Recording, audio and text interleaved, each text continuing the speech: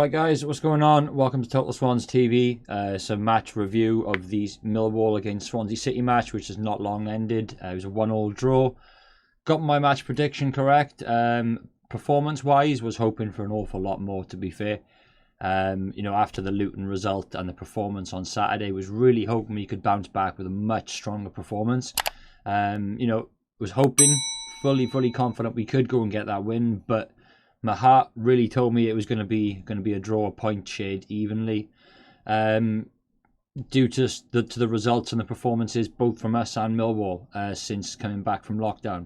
It's not been the best of starts from Millwall. We had a decent start against Middlesbrough, very poor on Saturday against Luton, whereas Millwall picked up a point on the weekend.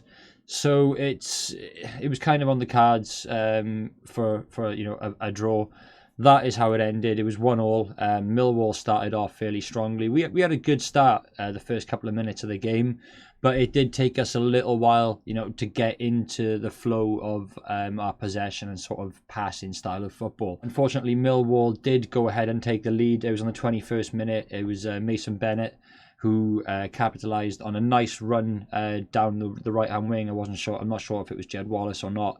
Managed to beat his man, get the cross in. It deflected back to him, which was unfortunate because then that took that defender out with the picture. He crossed the ball in low. As I say, Bennett was there then on the end of it, and he rifled it past Woodman. So that was 1-0 in the first half to Millwall. It took until the 66th minute for a foul on Conor Gallagher on the edge of the box for us to equalise.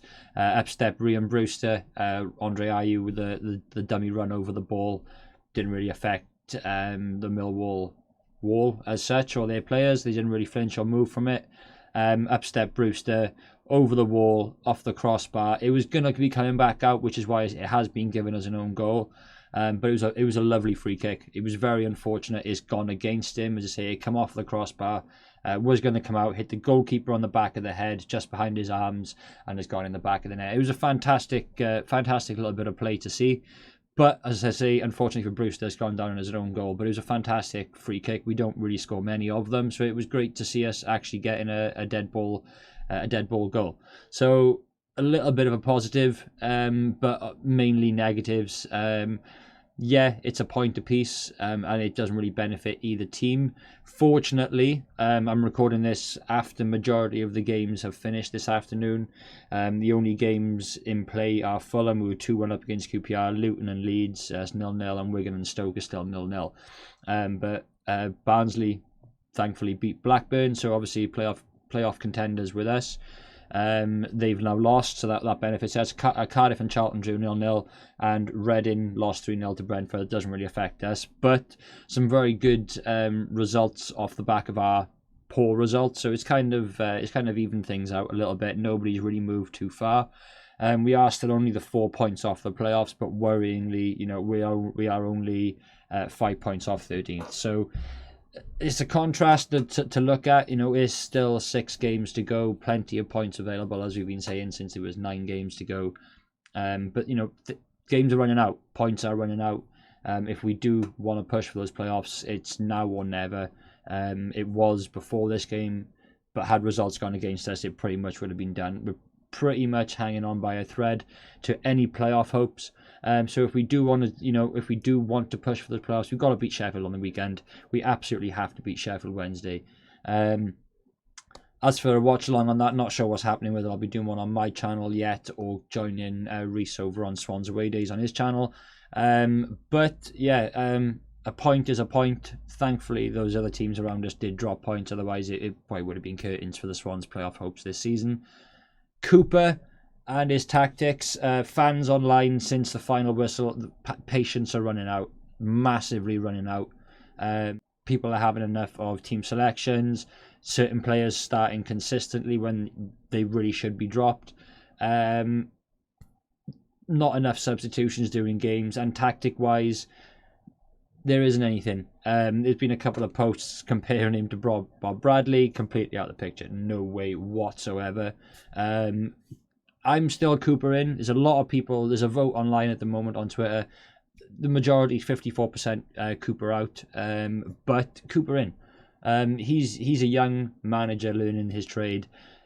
All right, maybe not the best place to be doing it as far as, you know, our fans' perspective, but he's a young manager learning his trade. He's got young players learning a trade in our team, with some good experienced heads there as well. So, guys, we'd have taken mid-table before the start of the season, before the ball was kicked.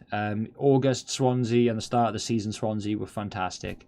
If only we could be consistent like that for the remainder of the season, we'd probably be top of the table. The Championship's been very competitive this season. No one's really run away with it. You know, all right, Leeds and West Brom are at the top. Brentford, the end of the season, fair play to them. They're on one hell of a roll. But everyone's passing each other. The playoff positions are changing all the time. Fulham are dropping positions.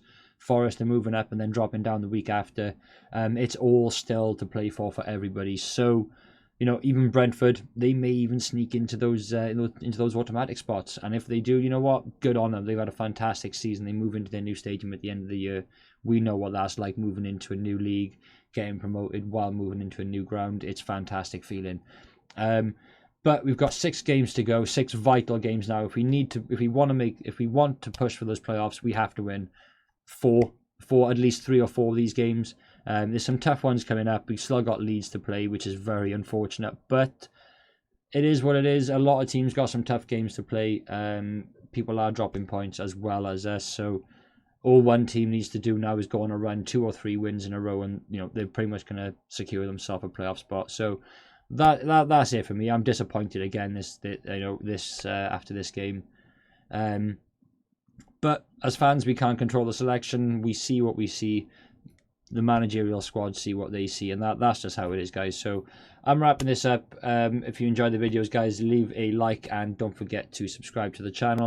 We're on the road to 600. It'd be fantastic to hit that before the rest of these games are done.